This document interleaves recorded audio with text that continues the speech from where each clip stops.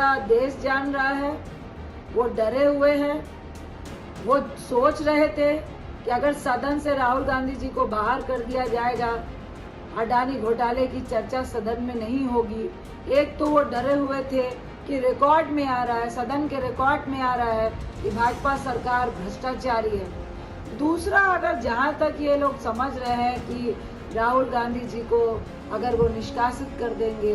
तो उनका कोई भला होने वाला है, फायदा होने वाला है, तो मैं कहूँगी कि भाजपा ने राहुल गांधी जी का जो निष्कासन है, सदन से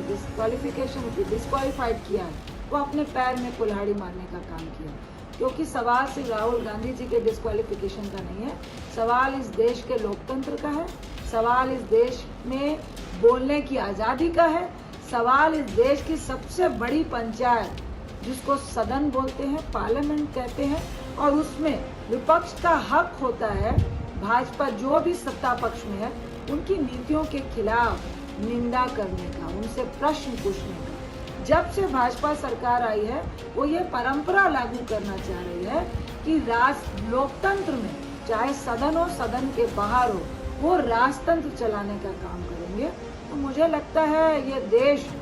लोकतंत्र से बना है और हमेशा बना रहेगा। इस बार जो इस तरह का जो हरकत इन्होंने की है, यह भाजपा ने खुद अपने पैर पे कुल्हाड़ी मारी। अडानी साहब के भ्रष्टाचार की कीमत ही राहुल गांधी जी ने नहीं चुकाई,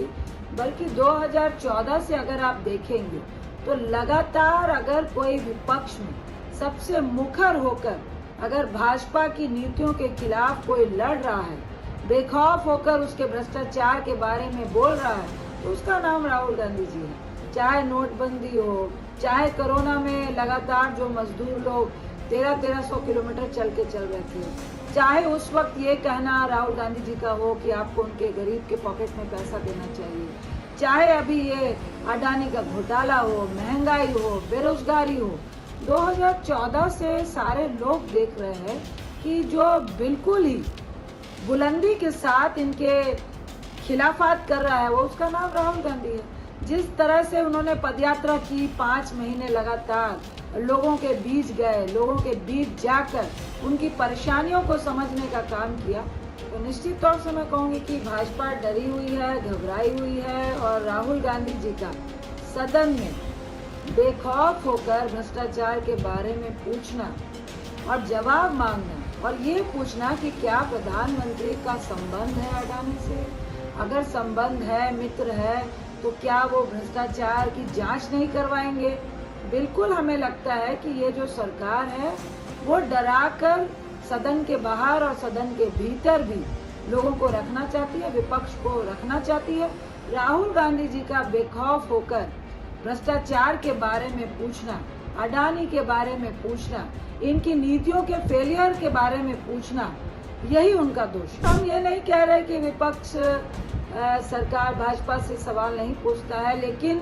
2014 से 2023 तक का अगर रिकॉर्ड देखेंगे तो मैं फिर रिपीट करूंगी कि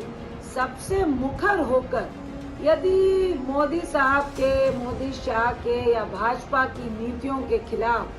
नोटबंदी के खिलाफ, महंगाई के खिलाफ, बेरोजगारी के खिलाफ, अडानी घोटाले के खिलाफ सदन के भीतर हो या सदन के बाहर हो,